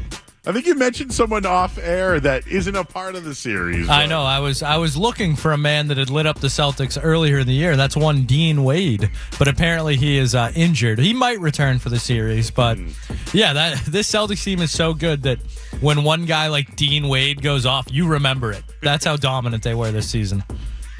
Yeah, would he have a 20-point fourth quarter or something crazy like that? The greatest quarter of his life, and that's what it took for them to beat the Celtics in that game. So yeah. All right, there's our barbecue chicken of the night. Maybe we can get that sponsored by someone. Hey, works for me. I get you paid, bro. Yeah, I'll take it. Some barbecue sauce company or something. Listen, powers that be, the highly rated post-game show. Hey, when Cerrone says the rest of it was barbecue chicken, it's great. It's like one of the. I can't stop thinking of the slogan. So in my head I go, let's play Migos stir fry. I don't know why that came up. I don't know why. Don't know what else we could have come up with. But just sticking with the rest of the Cavs tonight. Garland was locked down. He played 36 minutes, shot 2 of 80, struggled from 3. Okoro is just a player, right? He's a guy that can. Mobley had some junk points. If you look at it, 17 points, 13 rebounds. Like, I didn't feel that impact from him tonight whatsoever. But everybody else, that is a bad bench. Like, I know Marcus Morris is a leader. We talked about Niang can shoot. LeVert's been okay, right? But for the most part, that's a bad bench. Yeah, and the Celtics are going to make you. They're going to expose that. They're gonna. If they get you in foul trouble and they go into the line and they force you or force somebody like Mitchell to burn so much energy to where they have to go to that bench and pull some of those guys in, the Celtics they're gonna feast off of that. And good thing for the Celtics, not a lot teams don't have a lot of depth. They're not. We look at Pritchard and Hauser and Al Horford and Derek White, and we questioned their depth going into the season. But now we look at it, it's a strength. They looking for Pritchard when the shot clock's running down or when the quarters are running out for him to make the big shot. They look for Hauser when he's on the floor. Now, they can have their nights when they're cold, like the Cavs bench did tonight, but I can see LeVert having a big game. I can see Garland having a big game. He had a couple of big games against the Celtics this season. But on a consistent basis to where it's enough to where you're pulling your head out trying to defend these guys, I don't know if they can do that over a long series. Yeah, and just to that point, Darius Garland is a max player in the NBA. We had a guy call in earlier complaining about Drew Holiday's contract. If you want to look at some of the contracts on the Cavs compared to some of the contracts on the Celtics, Max Strus, 4 years, $63 million. Derek White is on a 4-year, $70 million contract. Drew Holiday is on a 4-year, $135 million contract. And Darius Garland is on a 5-year max, $197 million contract. Yeah. So I wouldn't be complaining about Drew Holiday. Exactly. And complaining about these teams not having talent. You just said it. The dude is a max player in his 20s. He's a skilled player. The Celtics just made him look like an average guy. These dudes have talent, and they're getting paid for it. But I mean, like the caller said, he's making $50 million more than Holiday. Like, does that? In what world does that make sense? And people calling, complaining, saying, "Oh, you should have took that money and put it to something else." Like, wait, hold on. You need like you just did. Thank you for doing this. Go pull up these NBA salaries and see what these guys are getting, and your mind will be completely blown. And you realize that Drew Holiday at $130 million or whatever it is an absolute steal in today's NBA market. Go look at what Mike Conley's made in his career if you want to see guys making absurd money. Gordon Hayward, like I said, I think he's got two, possibly $300 million contracts. And I think the Jazz, I think the Jazz paid him big money. Then the Celtics, of course, gave him 100, and then the Hornets gave him 100 after he left the Celtics. In Oklahoma City, who's winning right now over Dallas. Whatever happens for them, it's gravy. They got all these draft picks. They have Sam Presti. They have that contract that they can move on from. And they're just they even did it with Al Horford, right? Like they know how. Oklahoma City is the team that I look at, even going way back when it was Westbrook and Harden and Durant and all those guys, Jeff Green, all of them. They've always drafted well. Their new class, they're starting to develop a little bit. Like I didn't realize this kid Dort can shoot like the way Chet Holmgren's really good, right? Like SGA's an MVP candidate. They're only going to get better. And I'm watching Gordon Hayward right now. He's getting scrub time up 11 in the game, fouling in the third quarter.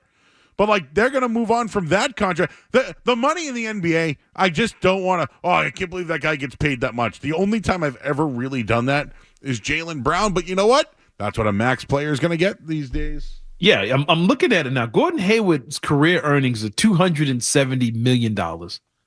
They've given him $270. His cap hit this year is $47 million. Gordon Hayward.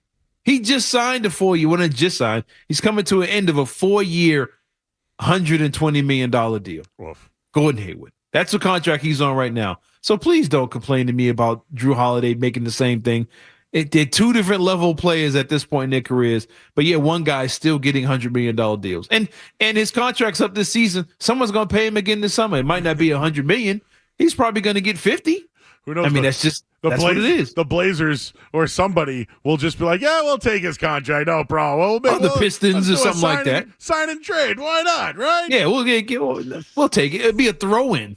That's today's. And now there's reports coming out. You seen Barkley talking about it the other day with Shannon Sharp of this new TV deals and these new things coming up with the NBA that guys could be making upwards of $60 or $70 million a season.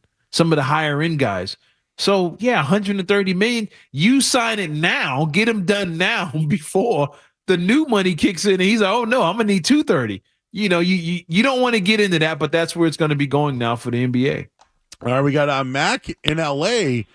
What's going on, Mac? You're on the show. Hey, what's going on, guys?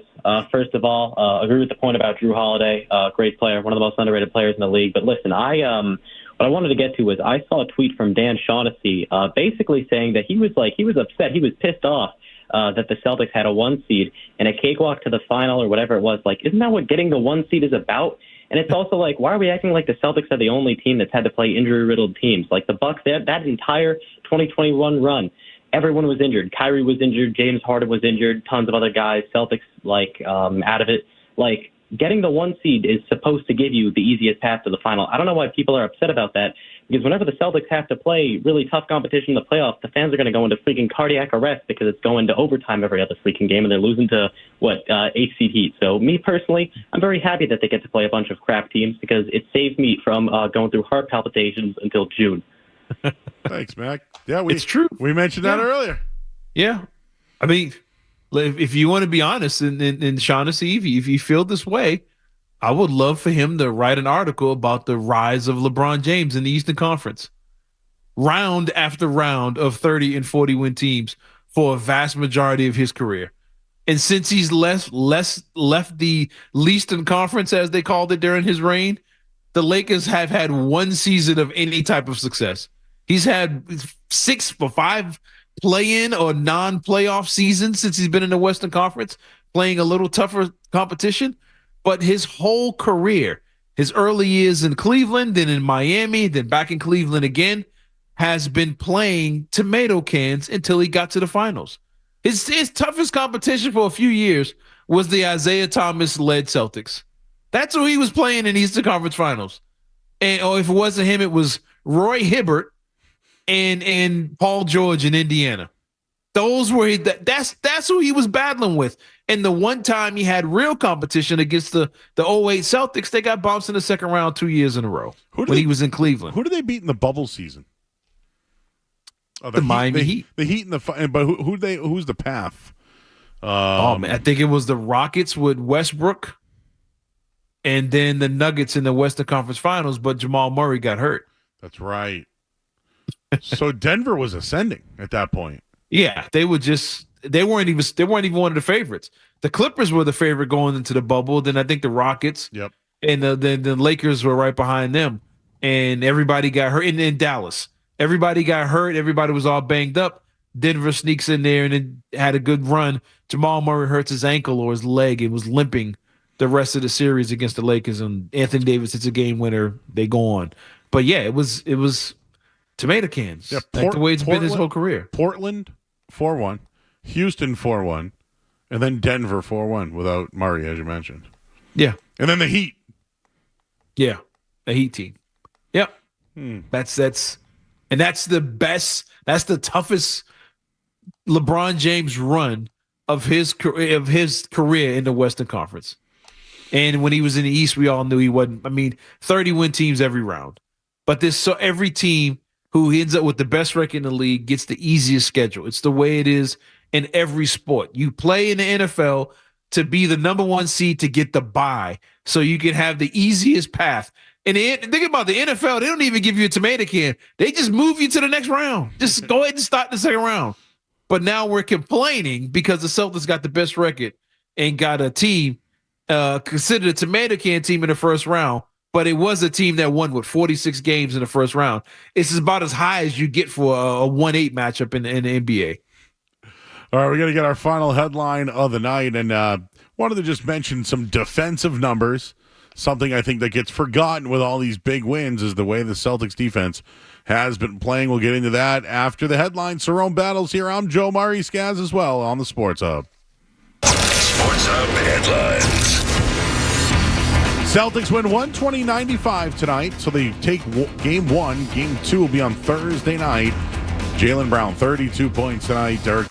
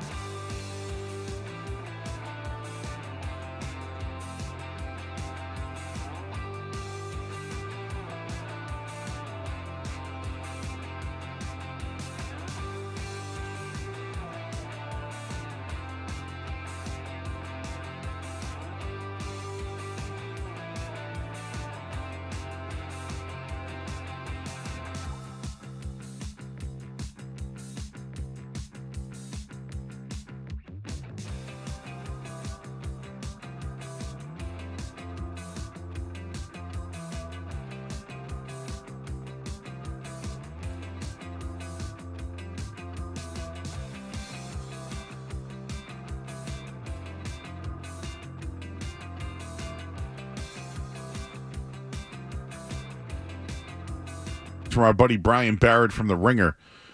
Derek White has 137 points in the playoffs. He's shooting 50 of 87. So if I round it up, he's shooting 58% from the field. He's 28 of 56 from three. He's shooting 50% from three. Those are gaudy numbers. That's not sustainable.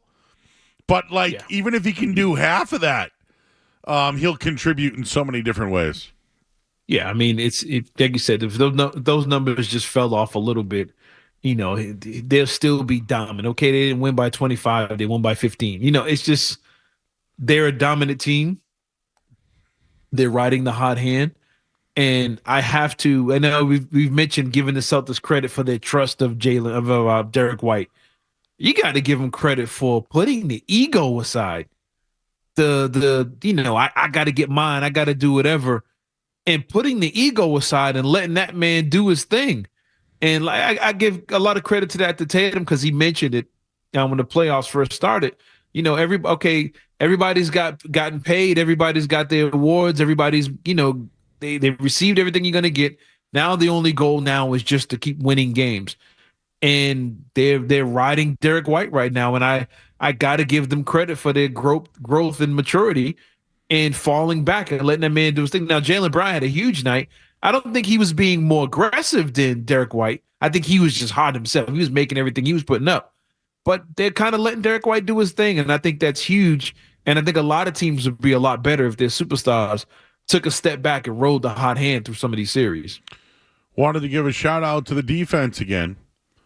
It's another game where we look at the Celtics keeping a team under 100 points or 95 or less. And doesn't get talked about enough, but slowly, I'm starting to see that there's a difference in philosophy. Tonight, they shot 6%, 23% from three in the first half. Well, they finished 39%.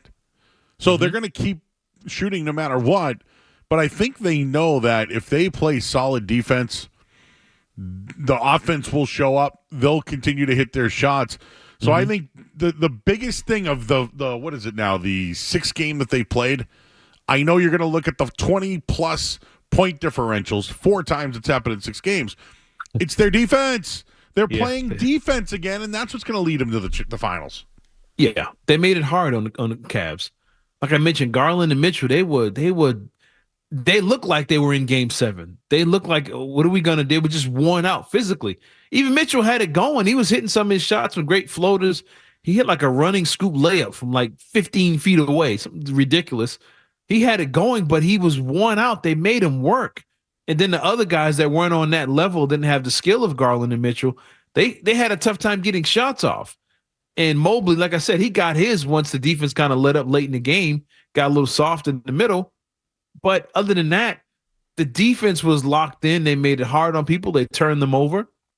They turned those turnovers into buckets on the other end. They got to the foul line. So they're doing it in multiple ways. And, one day people will appreciate what this team is doing right now instead of complaining about every little thing because it doesn't look as cool or sexy as they expected it to be in some of these series. So another stat that I saw considering that defense we were just discussing. So offensive rating, those are the numbers per possession. I don't want to get real geeky on you, but it's a number to look at about how teams offensively are against teams that play defense. So the Grizzlies were were last in the league this year in offensive rating. Their offensive rating was 106.8. So let's just call it 107. Yeah. The Celtics held the Cavs to an offensive rating tonight of 102. And in their 6 playoff games, the Celtics have allowed an offensive rating north of 106 in 1 of their 6 playoff games. Yep. And that's the one game where the Miami Heat hit more threes than they've ever had in franchise history. That's what it took for somebody not to be in that crazy statistic.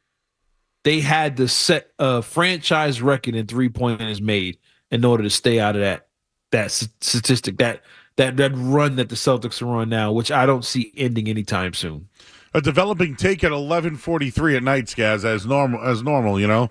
End of the night, that's when the brain starts working, right? The compliment of when Ime Udoka was the coach of the Celtics was he knew how to get to the players, but also get them to play defense because their defense was their offense. It was their identity. Mm-hmm. I think we're seeing the Celtics go back to that while still making the three-point shot important. People complained about it all year long, thought, oh, this is just what they are. I think we're starting to see the slight change that the defense in the playoffs is more important while they stick to their philosophy. It's working, but to the people who are doubting the Celtics, they're doing what got them to the finals years ago. They weren't ready there. They didn't have the support then. I think now they know that defense is what's going to get them there. Yeah, that's what they are. They're a defensive team. And as good as they were offensively, one of the highest offensive rated teams in the history of the sport, they were right there defensively. They knew defense was their thing. They would get those threes, the ones in transition, after they turned you over. Or you see Al Horford get a defensive rebound and everybody sprints and runs the floor. They get to their spots. That's when they get you. That's when they get those threes. They make stops, they run, they get them out, and they get them up quick. But it all starts on the defensive end. You're looking at Jason Tatum and, you know, what he's not doing on the offensive end. Meanwhile, he's got a ton of defensive rebounds. He's keeping teams to one and done. He's getting it, pushing it, finding other guys, they're scoring, and then repeat. He's doing it on the defensive end. If he wasn't playing defense and wasn't rebounding, yeah, they'd be in trouble.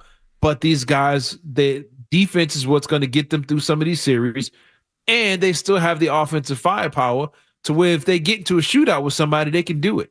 They can get buckets on tough defensive teams like, you know, I wouldn't say OKC, but like Minnesota is and the Knicks, these tough defensive-minded teams. They're going to be able to score on these teams when they get the opportunity.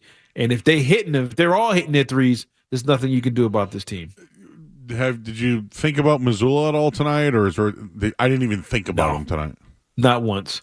I never looked at it and say he needs to do this or that or adjust this. I thought they could have taken some more twos earlier, but I think that's more on the players. Yeah. I mean, you had guys getting wide open layups and then passing out of them. That's not on Pritchard. Missoula. Could have went to the hole. I don't know how many different times, but settled for the three. And there was a couple of times where I thought Brown was being passive with the extra pass, but guys were just missing the shots. Yeah, that's all. I can't complain about that. I can't even complain about his rotations. I mean, he's managing to get his bench some minutes in playoff games. That's huge because these other teams, if you look around the league, like I think Jokic and Murray, the guys are in 40-plus minutes. You know, these superstars are playing. Jalen Brunson, he can't even get off the court to get a break. But if you notice the Celtics rotations, these guys are playing minutes like it's a regular season game. They're still coming out. They're still getting rested, still taking care of the players. And I got to give Missoula credit for that. If he's still able to do that and they're still able to win these games by 20, then I can't complain about Missoula. If I can, I'm just borderline hating at this point. What you got, Skaz? Yeah, and just to Saron's point, some Missoula with the rotations, he started doing it in the second half a little bit where he will leave Tatum out there longer and Tatum will start the second quarter. And we know Missoula and he has his weird little, thought process behind everything. But Grandy asked him about it one time and he said it's so that he can play more in the second half. They basically flopped when he comes out of the game in the second half of the season. Instead of the 4-minute mark of the first, he stays in a little bit longer, then comes out early second. And we saw Tillman start the second quarter tonight. I liked the Cornette minutes. I thought he gave them something. So I thought it was, a really good game for Missoula. And that's kind of when an NBA coach is at their best, you don't notice them. Maybe not all the time, but a good majority of the time. And to Saron's point, too, you see some of these guys, Jokic, late in games. I mean, if you're on the Knicks, Tibbs is playing you 48 minutes a night, Brunson at the end of these games. So that's just something that's going to play into the Celtics' favor the longer these playoffs go on because they are a deep team and they do have these options. They should be win in 5 games, play 8 guys a night. You should be far and away the most rested team. Yeah, I mean, and that's only going to improve when you get Porzingis back. Now that's another spot where guys. Now Al Horford gets to chill for a little while. He gets to rest. Cornette, he was coming back from injury coming into the playoffs. And I seen, I think Forsberg put out a thing a little while ago saying that Porzingis is walking around fine. He doesn't even have a limp. So you're still load managing this guy in the playoffs while getting your stars rest, and you're winning. I can't really complain about what Missoula's doing right now. And you win with this team. Everybody who complained about you early in the season, they'll forget about it real quickly if you win a championship. All right, well, I'll wrap this bad boy up on the other side, and we'll look ahead to game 2 as well. Cerrone Battles here. I'm Joe Murray. Scans as well, 98.5 The Sports Hub. You're listening to Joe Murray on 98.5.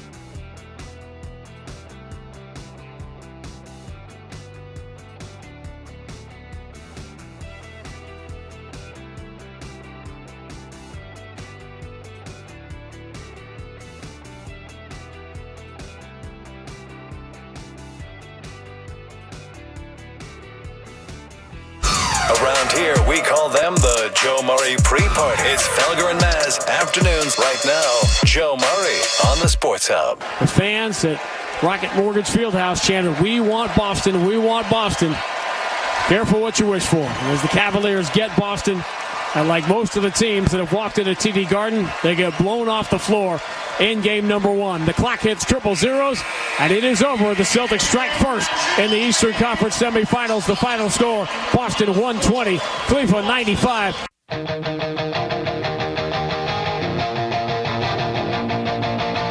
All right, final call there from Sean Grandy. Excellent job by him. Final segment here. Cerrone battles alongside Skaz. Got a couple more minutes here. Cerrone, any keys for game 2 for you when it comes to either the Celtics or the Cavs? Defensively on the guards again. Find a way to lock down one or both of those guards with Garland and Mitchell. If they both get going, they're going to be in the game. But if you can find a way to get them both to kind of struggle or get below their average, you can win handily. And try and win as many games as you can before Allen comes back, because he's such a different player. So that's the one adjustment for the Celtics, is get out on those guards and limit those threes early, because that's what kept them from being down 30 first off. I mean, I don't think there's much adjustments the Cavs can make, but I think the Celtics lock down on the guards again, and you should be in good shape rest of the series. I just got one other thing. I just looked into this off the air. The Celtics in game 2, right? They lost to Miami in game 2. If you go back to last year, they lost to Miami in game 2, but they took care of business against the Sixers, the Hawks in game 2. Mm-hmm. But since that loss to the Lakers, which they lost in that's not the Lakers, the Warriors in game 2, they're 2-2 in game 2s.